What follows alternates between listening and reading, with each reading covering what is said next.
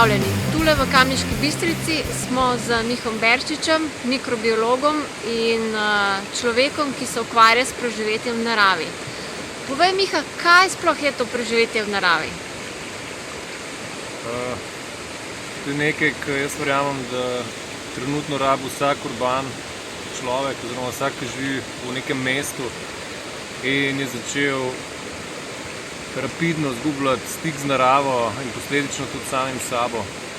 Se pravi, divjino oziroma naravo približam človeku in mu s tem pomagam, da lažje preživi tudi v, po mojem mnenju, najbolj toksičnem okolju za človeka, to je v urbani džungli.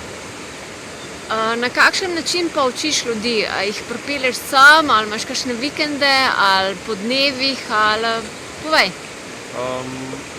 Imam tabore preživetja v naravi, ki nekako trajajo 3 sezone, od 5 do 14 dni.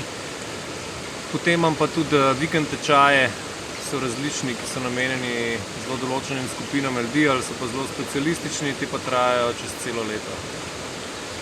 Kaj pa učiš tečajnike na teh svojih taborih?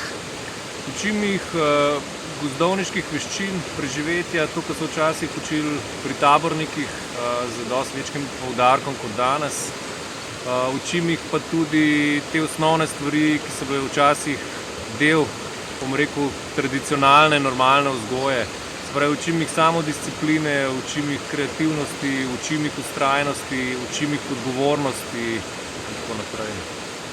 Omenil si gozdovniške veščine. Kaj so to gozdovniške veščine za tiste, ki ne vedo? Recimo, kako v naravi brez problema preživeti, se pravi, da si znaš postaviti ali pa najti zavetje, da nisi moker, da te ne zebe, da znaš zakuriti ogenj z različnimi sredstvi, da prepoznaš kakšno užitno rastlino in da jo lahko poješ, da si znaš pripraviti čisto pitno vodo, da jo znaš tudi najti, da veš, katere rastline so strupene in se jim ne smeš približati oziroma se jim moraš izogibati, da znaš uporabljati nož, da znaš uporabljati vrv, pa da znaš opazovati naravo in se s tem zelo dobro naučiš opazovati tudi sebe in življenje v skupnosti, se pravi, da si pomagamo med sabo in da znamo komunicirati. A so te vikendi pa dnevi zabavni, ali so malo naporni, ali imaš različne stopnje, bom rekla temu? Ja, imam čisto različno. Recimo družinski tabori ali pa vikendi so namenjeni temu, da se otroci pa starši bolj povežejo med sabo, da so majčkeno brez elektronskih naprav, da se naučijo biti kreativni, da se naučijo ročnih spretnosti, da se naučijo vztrajnosti, to, kar danes manjka, discipline, odgovornosti in da se v bistvu ugotovijo, kako se v naravi lahko zelo preprosto sprostijo.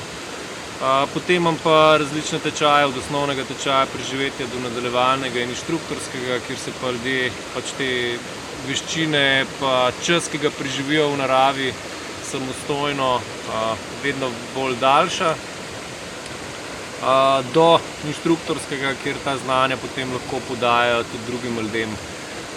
Imam tudi ekstremni vikend preživetja v naravi, ki sem ga naredil na potrebo tega, so ljudje spraševali, kako je pa, ko gre Bear Grylls v divjino, pa majčkeno bolj energijski vikend tečaj preživetja, kjer je pa poudarek na temu, da se tudi na energijskem nivoju znamo približati naravi, jo znamo začutiti, se naučimo jezika narave in ga začnemo tudi govoriti.